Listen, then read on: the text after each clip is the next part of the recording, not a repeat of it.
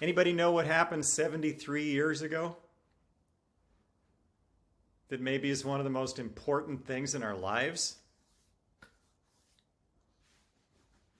Dum, dum, dum, dum, dum, dum. I have to do the math. Wait a minute. Who's raising their hand? Okay, Mike. Okay, Maybe Mike. Swami met Master.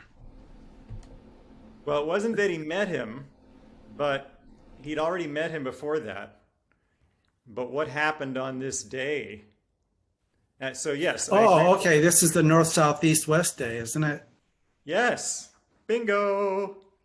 Okay, so if you subscribe to this thing called On This Day in the Life of Paramahansa Yogananda, which is, I'm not positive the way you do that now, but one way you used to be able to do it was by going to Crystal Clarity website, looking up the Yogananda biography that Swami Kriyananda did.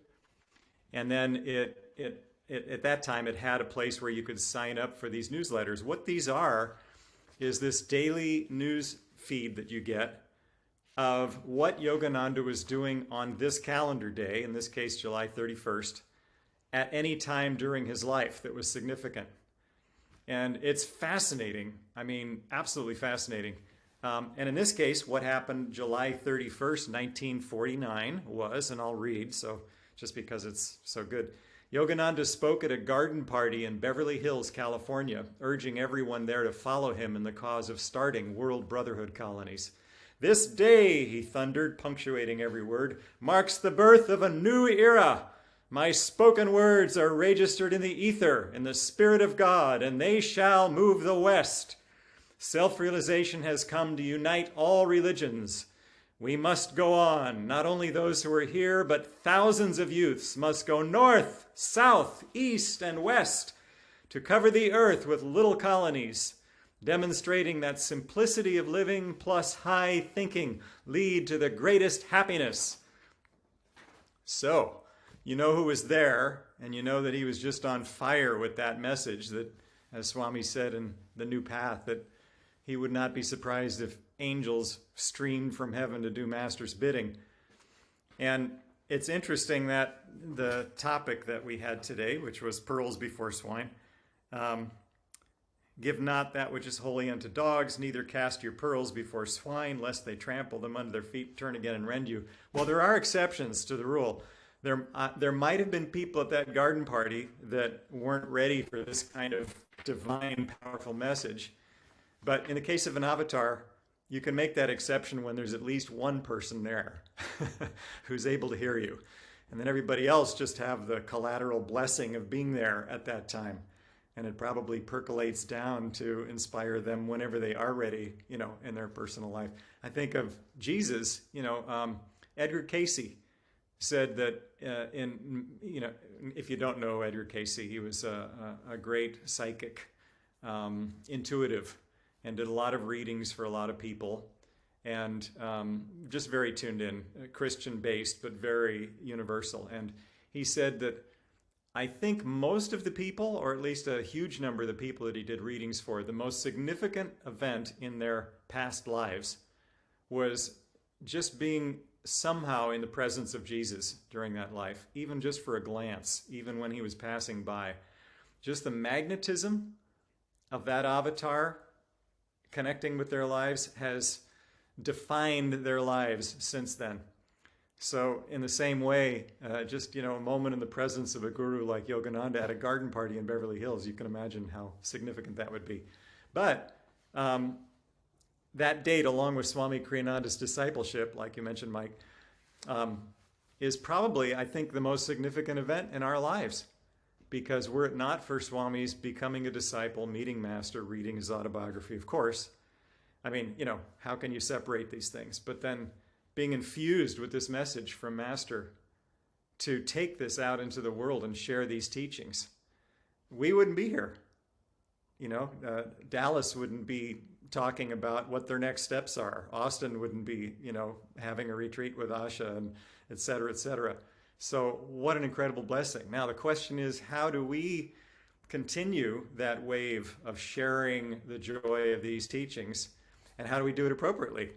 It's funny to think of Jesus talking at his time. You sort of have to put yourself back in that position of him talking with, I don't know who, just disciples, friends, folks that, he was just giving a sermon to, saying basically, don't give truths to people that aren't ready to hear them, but he was doing it in a very colorful, energetic way, which sort of disproves any conjecture that Jesus didn't have a sense of humor.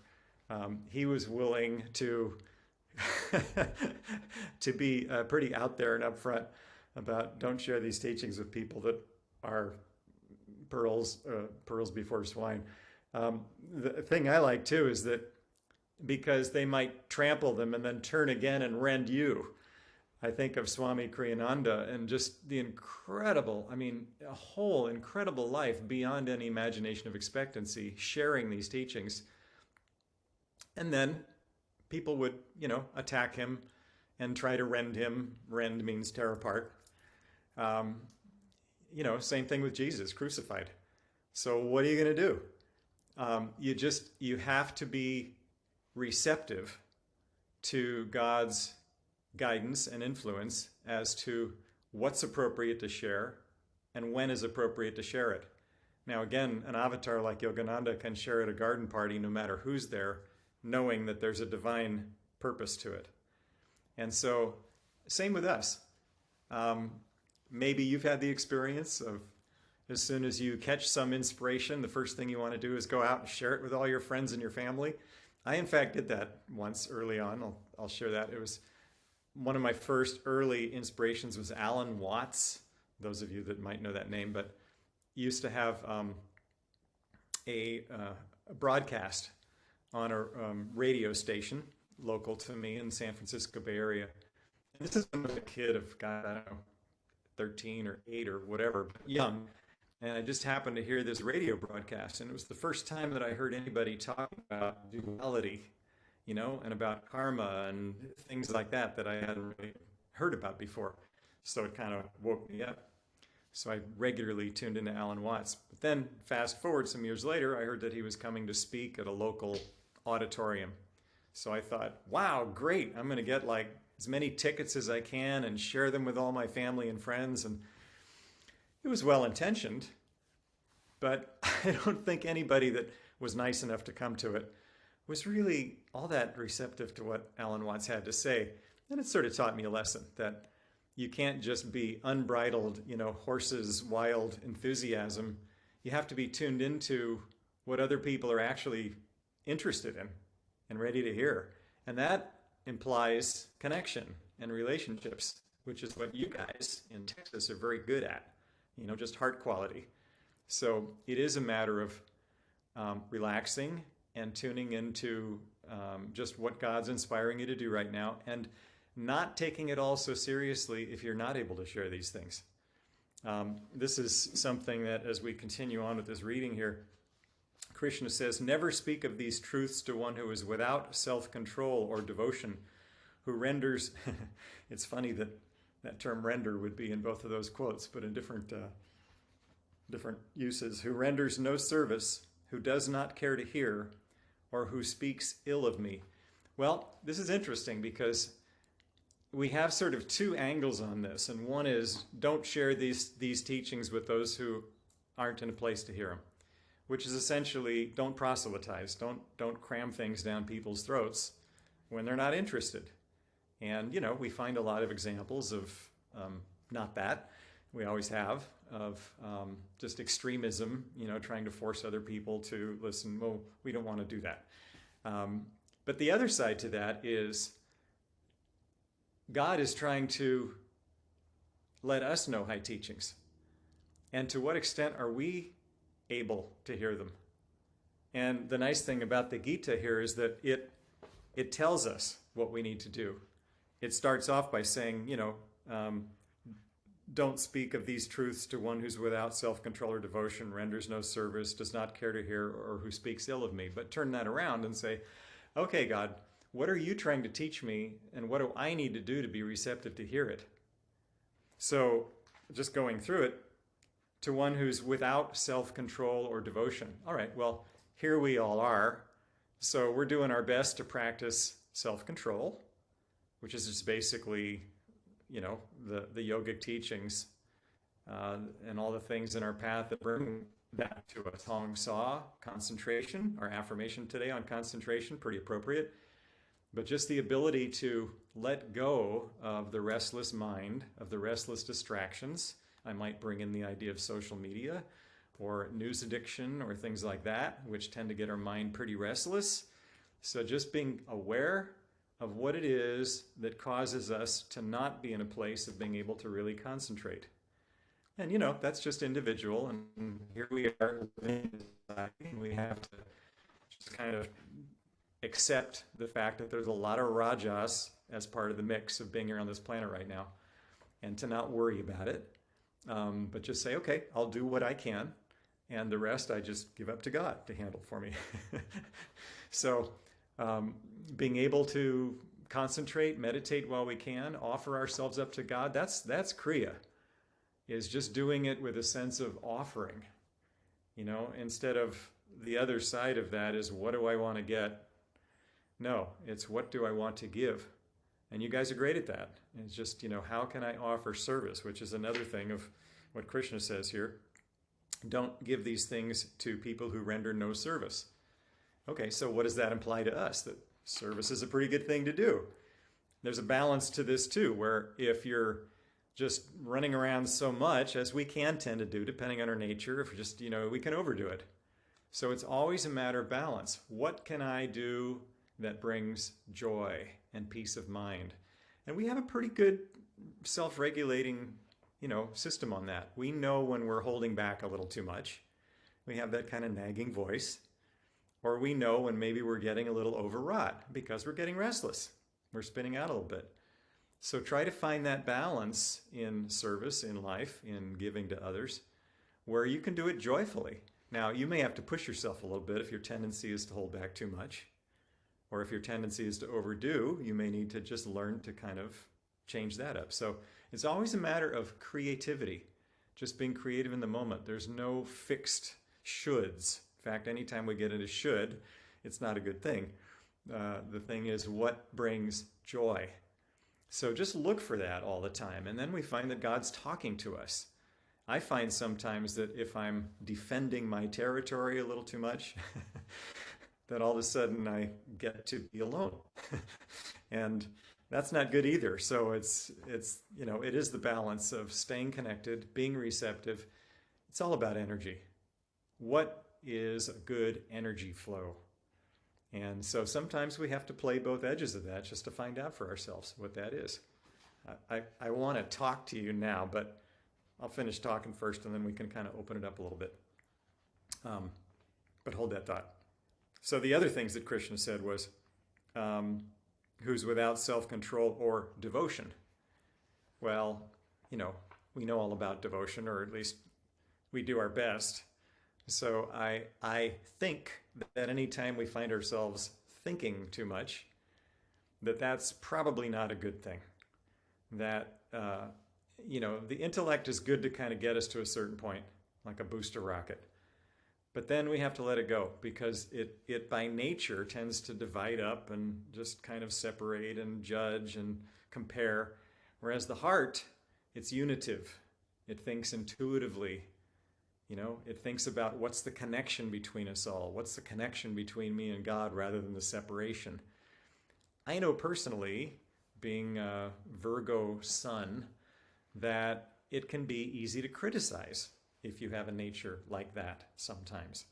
It probably comes from past lives. It probably had its place. But it's funny to observe. I hope it's funny for friends that are the brunt of this, but it's funny to observe how that tendency can kind of just go on its own. And you want to sort of, whoa. To the point where even when I notice things that, that could use a correction, it's almost like, no, don't even go there, just because you've done that so much already in so many lives that it's like, it's not a growth path anymore. Even though there's a real tendency to want to do that, to help other people out, Nope. If it feels wrong, they can feel it, especially if you've had that tendency to do that before. People can feel that inside of you without you saying anything. You can just think it and they'll know it. It's really kind of scary sometimes. But so it's another good reason to really focus on the heart. I have found that it is not possible to criticize and be open and receptive to God's guidance at the same time. Have you noticed that? So, just be willing to let go of the limiting stuff and remind ourselves, oh yeah, God's trying to teach me these high truths right now. What am I doing that's causing me to be restless or distracted or judgmental or critical or any of those things that kind of keep me, But then again, don't worry about it. Don't be hard on yourself. Just breathe, relax, laugh, and realize that God's there all the time, like a loving parent just trying to talk to us. And if we're a little distracted, we just have to say, oh, I got it. Okay, you're there. What do you have to teach me right now? So let's see what else there is in this, and then we can open it up a little bit. Oh, and I'll do a song too. Who does not care to hear, or who speaks ill of me? All right, well, we don't want to do that. We want to care and let God know that we care. An example that Swami in another reading mentions is that when we've probably heard about the young devotee who comes to the saint and says that he really wants to learn what the truth is. The saint says, okay, come with me, brings him to the river, shoves his head in the water, holds it down for a long time, and then at the last minute lets the devotee come up. The saint says, what did you want more than anything else just now? And the devotee says, air. The saint says, good. When you want God that much, come back to me and I'll teach you these things. Okay, that's a little scary because I don't know about you, but I'm not thinking of God or wanting God that much in my life most of the time, I'll be honest with you. But I'm sincere. I really do care a lot about God. I love this path. I love Swami. I love Master. I love all the Guru Bhais that are, my friends here. And I love sharing these things with those, that I have an opportunity to do that. So then it's a matter of, okay, not taking ourselves so seriously. What's my part in this orchestra? What instrument has God handed me to play in this big orchestra of self-realization? And how do I know when my part comes up? And what's the appropriate time, to not try to think that I'm the whole orchestra. I'm not. I'm just this one instrument. But how can God speak or play, or sing or share through this instrument in a way that's actually going to inspire people and bring them joy? And we only know that by practice and trial and error and by listening. So the more that we can do our best to just get calm inside, breathe, listen to the voice of God inspiring us, the whispers from eternity, then we'll know. Then God puts us in those places. Don't you just love it when somebody comes up and asks you directions and you're able to help them and, then they go along, and sometimes that's the best part of my day. Well, it can be.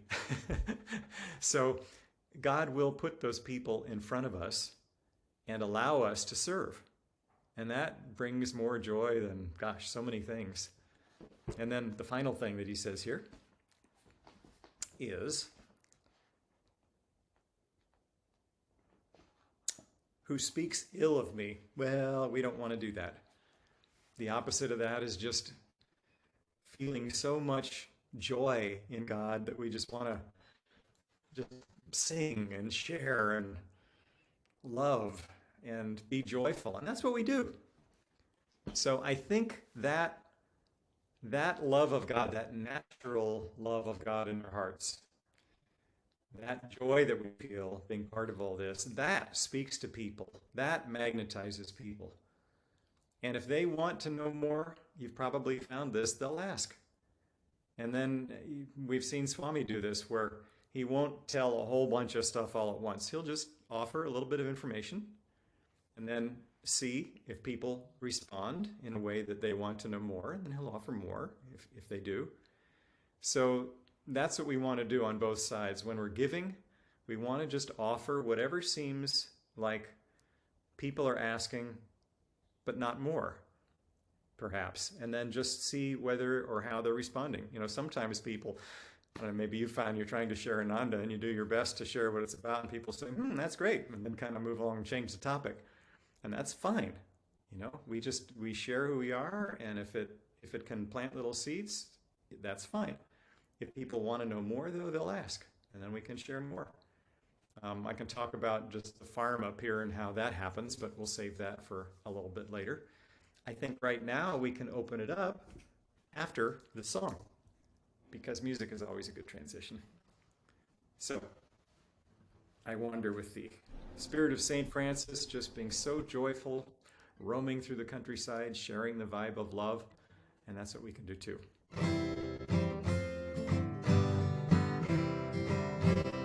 Father, now that I wander with thee, flowers and fields are alive with thy joy. All that I owned to thee I've given. Now I sing in thy love I am free. Father, now that I dance in thy name, birds and animals share in my song. All my sorrows, all my merriment, join in music to set hearts aflame. Join in. Father, now that I wander with thee, flowers and fields are alive with thy joy. All that I owned to thee I've given. Now I sing in thy love I am free. Father, now that I dance in thy name, birds and animals share in my song. All my sorrows, all my merriment, join in music to set hearts aflame. All my sorrows, all my merriment, join in music to set hearts aflame.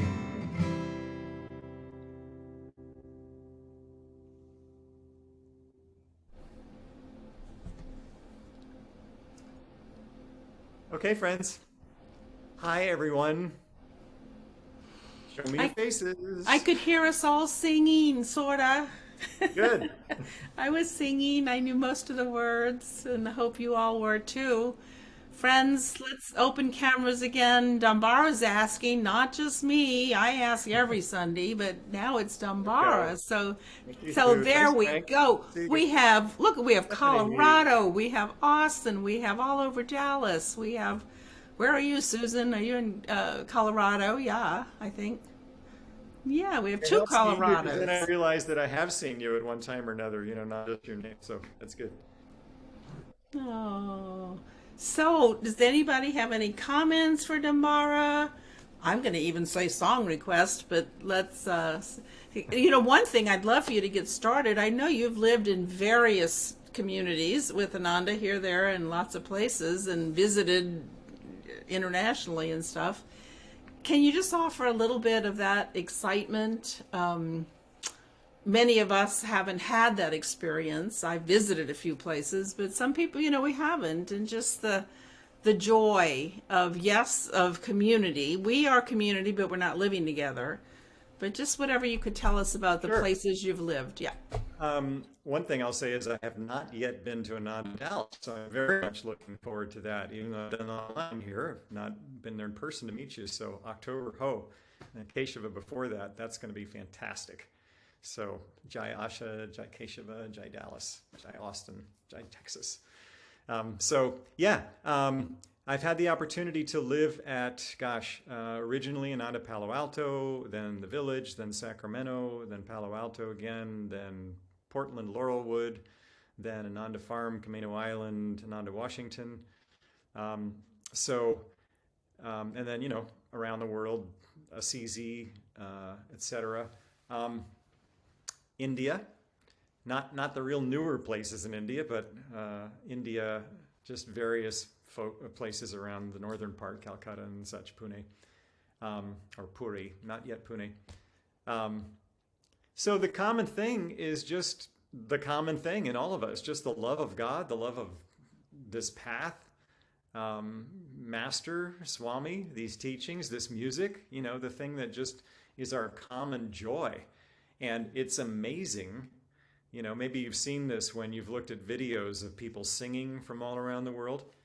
It's just all us, slightly different masks that we wear, but it's all the same. And that's the thing that's so striking, is that it's the same vibration different circumstances, different backgrounds, but that doesn't seem to matter so much.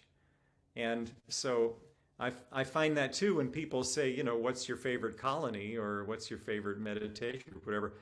There isn't any. It's just wherever you happen to be, wherever God's inspiring you to be. And I'll speak personally, just in my life, wherever God has inspired me to be at any particular time, that's what's happening. That's the center of the universe, you know, the center of the Empyrean in our own heart. So whatever's happening there that we can be involved in, that we can learn from, contribute to, that's what's going on. I've had the tendency ever since a kid, probably from past lives, to, what is it, fear of missing out, FOMO, you know, that's kind of a thing on social media nowadays. But ever since a kid, I always felt like, oh, I wanted to know what these older people had or what they were doing.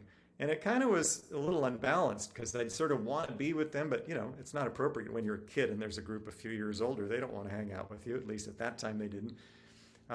So I think there is that tendency nowadays with our Ananda worldwide situation to just, for me anyway, I want to be everywhere. I want to be in Mumbai and be at the Ananda Cafe and, you know, see what but it can be a little restless. It can be, that's, you know, it's more appropriate to just be here where you are and relax into it than letting that tendency to want to do too much drag us out.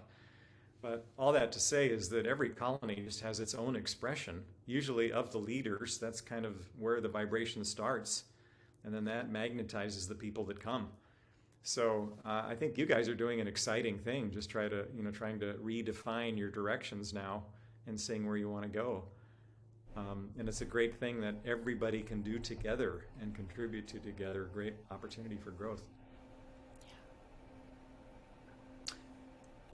So while people are thinking, maybe they want to comment or something, I'm going to announce that we are going to take us off of Facebook now. And we invite anyone on Facebook to come to anandatexas.org, and then you can rejoin this through our Sunday service link there. But we do come off now, so I hit the magic button, and Facebook is gone. So it's just us, friends. Feel free to be casual. We talk about the real stuff now. Yeah.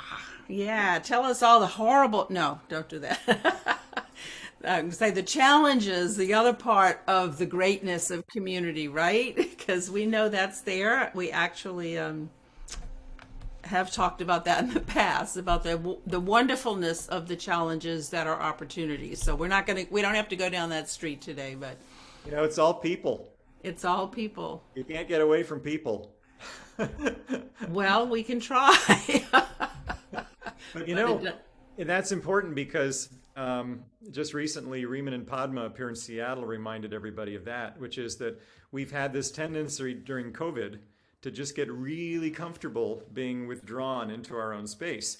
That had its place, totally appropriate, but there's that balance where it can be too unbalanced to be withdrawn, especially on this path where service is so important. So, you know, it's not as though you're bad if you're not attending live all the time, whatever, but it's like that has a place. It has a place for you because, you know, you probably found that if you want to go out jogging or riding a bike or something like that, for a while you can have a tendency to think, well, maybe I just want to kind of relax at home. But then, no, okay, I'll put out the effort and get out there and whatever, run, or ride or whatever it is for you. Once you do it, it's like, what was I thinking? Of course I want to be out here. So it's kind of the same thing to coming together in person, where it involves a little bit of effort, yeah. But once you're there, there's a magnetism about being together in person that you just can't do online. And we're having to kind of remind ourselves about that now. So, you know, what Supriya and Ellen and others are talking about in terms of getting together in person, I just want to do my bit to remind you it's important. And it's good to kind of reinvent that part of ourselves too, post-COVID or almost post-COVID. You know, how do we want to be in future? Do we want to just be in our own comfortable space at home? That's okay. You know, in terms of colonies, I found that one of the most practical things that Ananda's doing is suburban apartment communities, at least in my own experience. And the thing that works about that is that you have your own apartment and you can be in that as appropriate, just like everybody does. But you also have a common, kitchen, a common meditation room, a common meeting area. And so you're always crossing paths with devotees, and it's the best of both worlds. You can be private when it's appropriate to be private, but you're out there just sharing, your life with people. And it's so important because other people help uplift us. And when we're all together, kind of doing this all together, whenever we wobble or falter a little bit, someone's right there to lift us back up. And that's more than we can do by ourselves. That's why Yogananda called it self-realization fellowship. It's the combination of the inner and the outer, and both are equally important. So anyway, end of spiel. Well, and how important is it for us, if you'll comment on this, and then I'm going to be quiet, I promise I'll zip myself and it's other people, but what you just said, how important is it for us who had a center for 24, 25 years, and now we haven't for pandemic time, had to close it up, and now we're trying to magnetize a future home, and we don't know yet if we're going to buy, if we're going to rent again. That the details will work themselves out. I know that and trust that. But how important is it for us to come together in person if we are trying to magnetize a place where we can call Ananda in Texas and meet in person? Well, part of it is, I think of Ananda LA, which has gone through a lot of different permutations. Now, in their case, they're really spread out.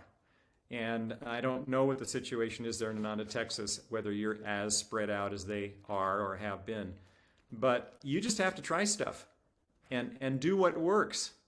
And so, and involve everybody. So I think what I would say is all of you all out there, don't hold back. Be involved. Now, whether it's involved because you just can't travel that far, realistically where you are, and you have to zoom in or, connect with somebody on Zoom or whatever the platform is, that's fine. Then do that. If you are able to get together in person, that's fine. Do that. Just do whatever you can, but really put out the energy to do it together and connect and listen to each other. And be practical. What's really going to work?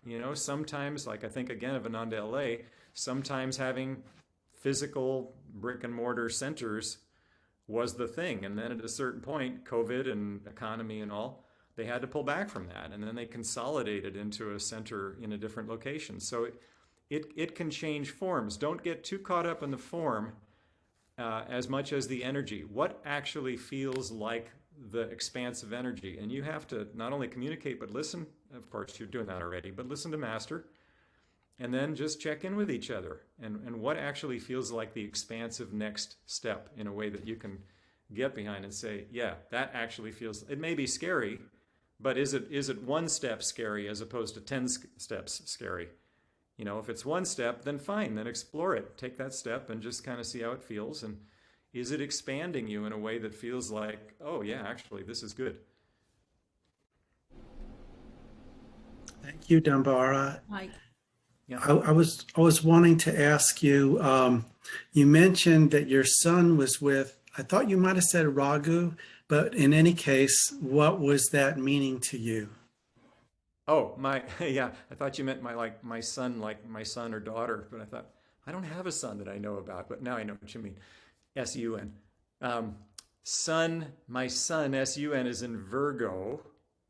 And what that means to me is Virgo, I've heard it said, a Virgo is a person who takes great pains and gives them to everybody else. Ha ha ha ha. Which means, okay, look, all of these signs, they all have a place, they all have a purpose, each has its own particular perspective. So it's a matter of just realizing that's a strength. The things that are our greatest strengths can also be our greatest, maybe, liabilities, in the sense that it can be an Achilles heel. So I think the ability to be discriminating, to be detail oriented, to be very good at, following through on things, that's good as long as you do it as a service, knowing that it's God flowing through you. It's not good when you project those expectations of perfection on yourself, or worse, on others, because that's easier to do. Oh, they ought to be like that. No, actually, they ought to be what they ought to be. I ought to be what brings me joy. And if I'm too critical about myself or others, that's not bringing me joy. So it's a matter of relaxing from that. That's what I've learned. That answer that for you, Mike? Yeah, that's great. Glad to hear about that. Sure. Is that from the Vedic perspective or the Western astrology? From Western, I am Virgo, cusp of Libra, right in the middle. From Vedic, I'm Virgo, solid. So, Right. But again, I think that a lot of that reflects where you've come from in past lives and where you've kind of landed. So it doesn't mean, oh, this is what I am. This just means, oh, that's my background. It's kind of the energy flow that sort of, brings me here. But that doesn't mean where I'm going. The good news is that after being through Saturn and Mercury and Ketu, now we are entering a Venus period. And in my chart, there's all these kind of mental things going on. But then over in the corner, there's like heart and Venus and music and stuff. So we're entering a Venus period now, which I think is a very good thing. I look forward to it very much. Congratulations. That'll be wonderful. Yes, so just hang in there, folks. Yeah. But I do appreciate what you said about, kind of like chilling about these things and, Yeah. and relaxing from it. And it's like the whole point of like the talk about sharing truth and not going too far.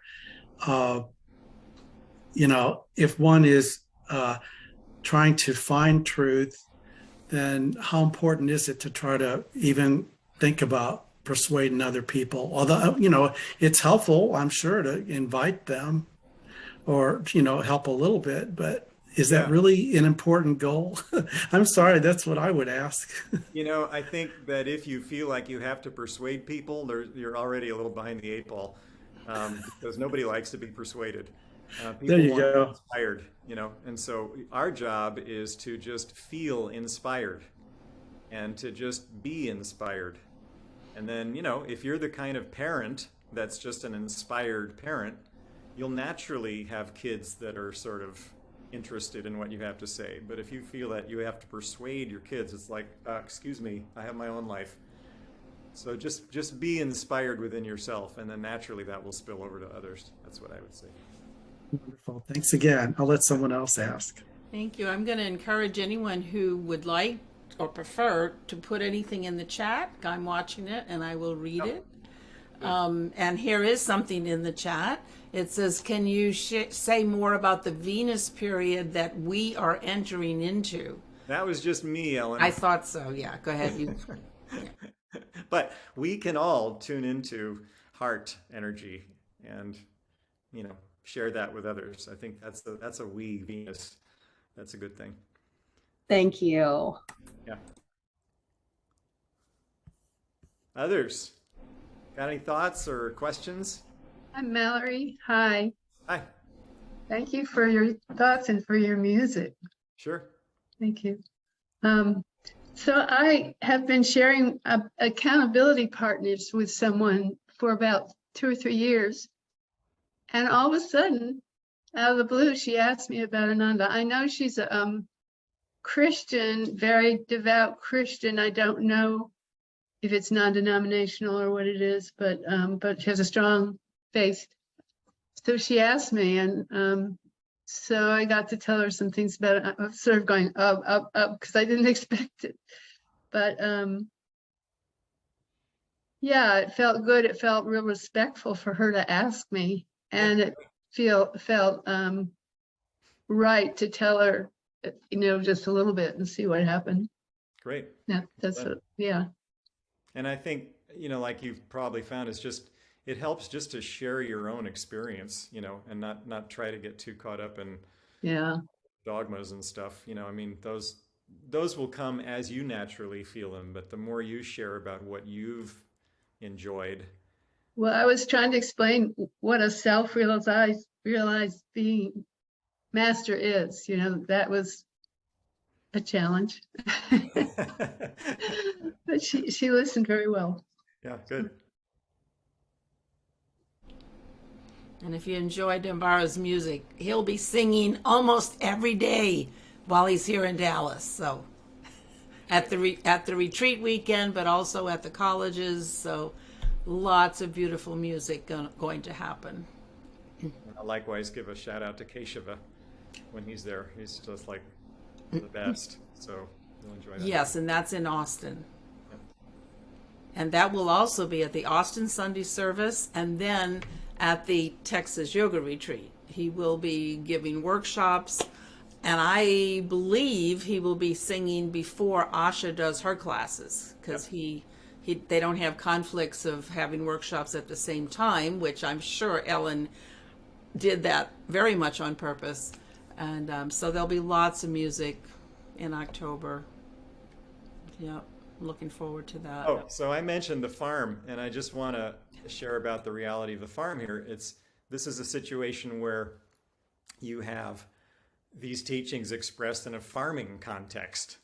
So, and it all starts with individuals. Well, I mean, it started with people tuning into Swami's recommendation that we find rural communities. He was thinking in terms of hard times, places where people can go and support themselves. And Yogananda recommended that too. Buy some land with a few friends, simple living, high thinking, all those good things. A place that, work and worship and what else? Education, life, all those in the same place as much as possible. So that's the ideal. Now the question is, how do we apply that where we are? And so that's kind of what we're learning to do. How do we apply that to an urban situation as much as we can? Now, some urban communities have looked at rural retreats along with the urban thing. So that's what's happening in Ananda, Washington here. We've got the apartment community that's in Linwood, near, north of Seattle. And then Ananda, Washington started looking for land to do a rural thing. Now, farming is kind of the model that different communities have done recently. You've got Half Moon Bay down in the Palo Alto area, so that's a farm situation. And it happened that worked up here too. And it was the result of young, inspired Zach and Haley at the time that came through and just really felt that inspiration. And so they took it on. Now, this is another example of it's a reflection of the leaders, because they had a certain magnetism. Zach is still here. Haley's down at Ananda Village right now. But they had a magnetism that drew other people just to share that kind of fun. They made it fun. A lot of hard work too. They did it completely on their own the first couple of years, but then drew other people that, were really into it, had their own magnetism that drew others, kind of like the way Ananda happens. And right now there's, 20, 25 young, dynamic people. There's lots of folks visiting. There's people buying homes in the area, surrounding the farm. So it's just got a whole magnetism going on that's very impressive. But it all starts with how do I feel God's inspiration, and how can I share that? And personally, I feel like, okay, I'm not a young dynamic farmer, so I watch these people going like this time of year, sometimes 15-hour days, and markets galore and just fun. But I mean, you can see that they are having fun. And I think that this is what Ananda Village must have been like in the early days. Just a lot of young, dynamic people going like crazy, being inspired and having fun together. So the question is, how do we apply that to our own selves? I'm having to learn at this stage of my life to apply it in a way that's appropriate to this stage of my life, and to not feel that tendency I talked about that I've had since I was a kid of, oh, I should be this, or I should be this. What is actually happening? What actually am I? How is God able to express through me in a way that actually works? So that's kind of the question, and we all have to ask that. But anyway, it's a lot of fun happening here.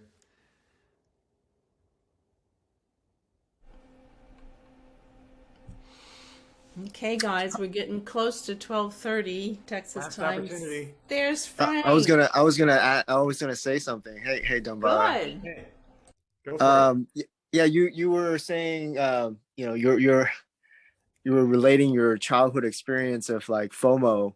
You couldn't wait to grow up, to like be with the adults, and then when you grow older, it's like it's the opposite. It's the FOMO of like, oh, I can't wait. I wanted to be with the younger kids. Kind of. It's like the mind always creates problem trying to solve it in a way. Yeah. But it's interesting that humans consciousness has evolved. It's like, humans consciousness is the highest consciousness that's there, but at the same time it's like we couldn't control our mind enough, or our mind becomes the manager or the master in a way of our domain, that we can't even enjoy like a tree or something, or just like flow with life in a way, until we get it under control, or like be present all the time in a way. But it's like, so it's a skill that's so hard that only really masters are able to like basically achieve self-realization, achieve enlightenment in a way. But it's like, in a way it's like a game. The skill to acquire, which is the ability to control our mind, or not control, but just be aware that our mind isn't our master, isn't the manager. It's like the difficulty is so high, but it's one of the only worthwhile goal to achieve in a way. Yeah. I agree. And that's the beauty of having not only the example of the masters and their disciples like Swami, but all these great souls around us that we see, I mean, Asha coming through, and us more and more, just learning how to share this kind of joy that you realize, because it helps others. The world needs that right now. People are struggling, not knowing what the heck to make of this planet. And it's important to share that just by relaxing. I mean, a longer story, but the one piece of advice that Swami gave me personally was, don't take yourself so seriously. Relax and enjoy life. Let yourself listen to the voice of God inspiring you. Enjoy life more. I mean, and that was particular to me. But the fact that we know where joy's at a lot more than a lot of people might, it's important to be able to share that, or be available to people so they can see that example, so that they can know that it's possible. That instead of just having all that angst and confusion and thinking that we ought to be something we're not. Jesus was talking about that a couple of thousand years ago, within the context of then. Yogananda's talking about it now. How can we apply these things to this world that we see around us right now? And there's no lack of opportunity to do that. But we just don't take ourselves so seriously. It's all God doing it through us. How can we open to that? You were talking. Oh, go ahead. Go ahead. Sorry, Frank. Then you can finish. Oh, I was gonna continue about sharing. You were talking about sharing these teachings, and to maybe like unreceptive people, or people who are not on the path. I found something like a parable or a story. It's less intrusive, and also at the same time that there's the like Jesus, he tells parables and stories, and there's like so much meaning. There's like 3 levels of meaning depending on where your level of consciousness to receive that teaching or receive that story.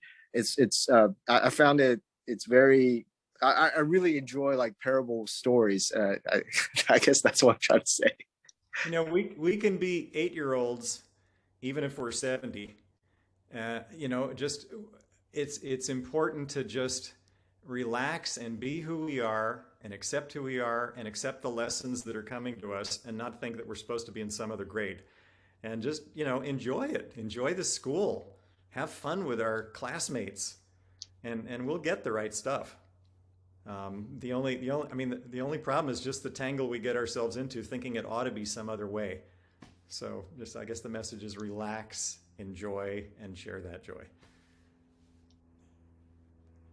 Yeah, I was just going to share when I was growing up, a friend of mine told me, or it was like a refrigerator magnet or some silly thing. It said, life is the only game where the object is to learn the rules. And I always thought about that. And it was like, that's probably true. And then believe it or not, when I found AY, I thought, here's the rule book. Yeah. It exists. Yeah. And I try to explain that to people who ask me about the path. I just say, well, it's basically the rules, you know? Yeah. And different people sometimes have different ways that they'll attune to the rules. This isn't the only path out there, but you know, if people are being magnetized to us and we feel an opening there, then I mean, how did we learn about stuff? It was because somebody was in the right place and felt to share with us, and it worked. So we have to be that channel in the same way for other people so that they can absorb it.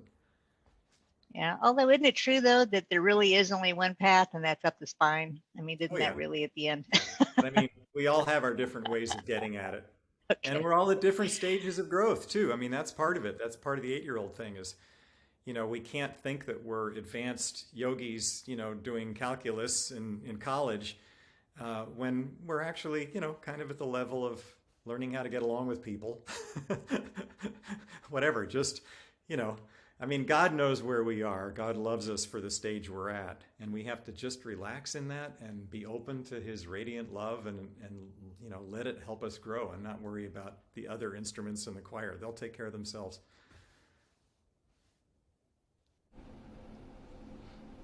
You know, something came to mind that Nayaswami Maria, and many devotees online will remember her because she and Devarshi were here in Dallas literally the week before she had that last MRI that confirmed her illness, which she took her very quickly. They were here in Dallas for a Kriya weekend. And one of the things, I can't remember all of the three that she said, baby, you know, Dambara or Mike might know, but the one that sticks out in my mind was to control the reactive process. Yeah. And if I think of that a lot as I live, and you know, somebody says something that's like, whoa, you know, either at me or I take it personally, and it's like, all I have to do, doesn't matter what's out there, Yeah. control the reactive process, you know, and stay in the Since you center. asked, I do remember, because I've tried to remember that from time to time, and I happen to have it in there now, so I'll do my best. So it's detach yourself, control the reactive process, live the teachings. That was her advice to Devarshi when he was getting a little upset about her condition. Boom. And he wouldn't have been able probably to do the greatness that he is now doing in India, Yeah. you know, if she was still here. I mean, God knows what's best. Hello, are we Yeah. going to get that yet? Speaking to myself. All right, So so that feels like it's our time.